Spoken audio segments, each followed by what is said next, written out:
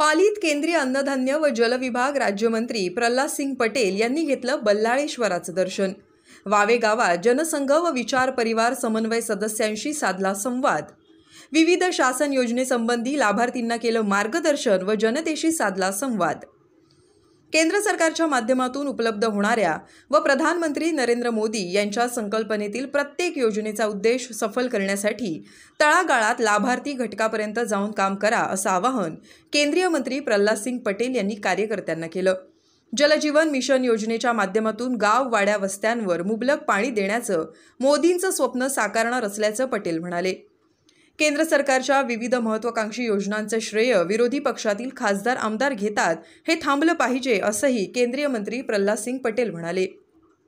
रायगड जिल्ह्यातील सुधागड तालुक्यातील पालीतील अष्टविनायक तीर्थक्षेत्र असलेल्या श्री बल्लाळेश्वराचं केंद्रीय अन्नधान्य व विकास राज्यमंत्री प्रल्हाद सिंग पटेल यांनी सकाळी दर्शन घेऊन मनोभावे पूजा केली। यावेळी भाजप पदाधिकारी व कार्यकर्त्यांनी प्रल्हाद सिंग पटेल यांचं जोरदार स्वागत केलं। सार्वजनिक जीवन में काम करने का एक ही मकसद है। देश की आज़ादी के 75 वर्ष पूरे हो गए, अब देश की आज़ादी के 100 वर्ष पूरे होने वाले। अब यात्रा शुरू हुई है, प्रधानमंत्री जी ने उसका नाम दिया है कि ये अमृत काल शुरू हुआ है। अमृत महोत्सव का समय पूरा हुआ, अमृत काल प्रारंभ हुआ है। जब से मोदी जी प्रधानमंत्री बने हैं, सबसे पहले उत्तर पूर्व और हिमालयन स्टेट में केंद्रीय मंत्रियों को जाकर रात्रि विश्राम का उनका जो निर्देश था वो सफल साबित हुआ। दूसरे चरण में जो देश के आकांक्षी जिले थे, जो विकास में पीछे रह गए थे, केंद्र के सचिव स्तर के ज्वाइंट सेक्रेटरी लेवल के अधिकारी और बाद में केंद्रीय मंत्रियों को पहुंचाकर उनकी मॉनिटरिंग करके श्रेष्ठ जिलों के बराबरी पर लाकर खड़ा करने की सफलता उन्हें अर्जित की है। अब ये तीसरा चरण प्रारंभ हुआ है, जिसमें मैं पिछले 2 दिनों से रायगढ़ जिले में, रत्नागिरी जिले में हूँ। ये कोस्टल जो क्षेत्र है, जहाँ पर पीएम गति शक्ति का काम भी चल रहा है, उन क्षेत्रों में जाकर एक छोटी छोटी चीज़ों को देखना। आज मैं एक वैक्सीनेशन सेंटर पर गया था। जब मैं लौटा तो मैंने पूछा कि कभी कोई केंद्रीय मंत्री मेरे पहले कौन आया था। पता चला कि कोई नहीं आया, मैं ही पहला आदमी हूँ। एक राशन की दुकान पर गया था।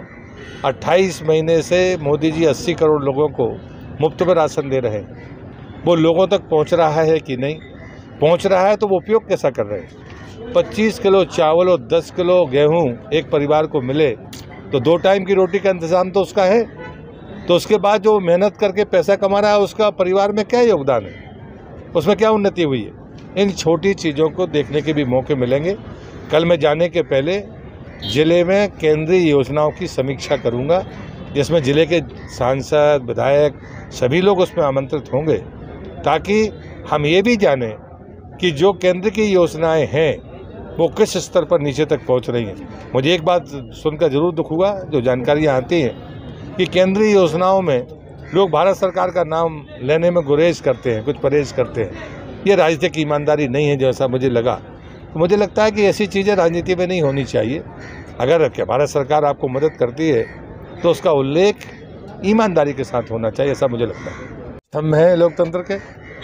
आपको पता है कि जल जीवन मिशन मोदी जी की कल्पना है। संविधान में पानी, बिजली, सड़क, आवास और स्वास्थ्य ये राज्य के विषय हैं। जब राज्य नहीं कर पाया तब मोदी जी ने अभियान हाथ में लिया है। अब उसके बाद अगर कोई, तो फिर तो आपने मेरी बात की पुष्टि कर दी, धन्यवाद आपको। लेकिन आप अच्छी तरह से जानते हैं कि इसमें करने वाला कौन है। लक्ष्य हम 2024 में प्राप्त करेंगे। मोदी जी के संकल्प को हम हर हाल में पूरा करेंगे। लेकिन मैं एक बात ज़रूर कहूँगा कि राज्य सरकार में, महाराष्ट्र में खड़ा हूँ, अब सरकार बदल गई है, लेकिन जो सरकार है उसको तेज गति के साथ काम करना पड़ेगा। महाराष्ट्र उन राज्यों में से था 2019 में 48-49% लोगों के पास पाइपलाइन के द्वारा पानी था, लेकिन आप 100 पर नहीं पहुंच पाए। लेकिन गोवा पहुंच गया, तेलंगाना पहुंच गया, हरियाणा पहुंच गया, जहां बहुत कम थे वो। इसका मतलब है काम की गति कम है, तेज बढ़ानी पड़ेगी। याबरोबरच तरुणांनी बाईक रॅली काढून भाजपचे झेंडे फडकावत वातावरण निर्मिती केली। यावेळी छत्रपती शिवाजी महाराज यांच्या स्मारकात जाऊन महाराजांना अभिवादन करण्यात आलं।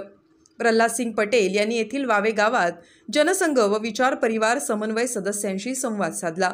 भाजपा पक्ष संघटना मजबूत व बलाढ्य करण्याच्या दृष्टिकोनातून चर्चा केली. आमदार प्रशांत ठाकूर यांच्या मार्गदर्शनाखाली भाजपा जिल्हा उपाध्यक्ष राजेश मपारा, तालुकाध्यक्ष दादा घोसाळकर यांनी सर्व पदाधिकारी व सहकारी यांच्या मदतीने विविध कार्यक्रमांचं यशस्वी आयोजन केलं होतं. धम्मशील सावंत सह ब्युरो रिपोर्ट, रायगड.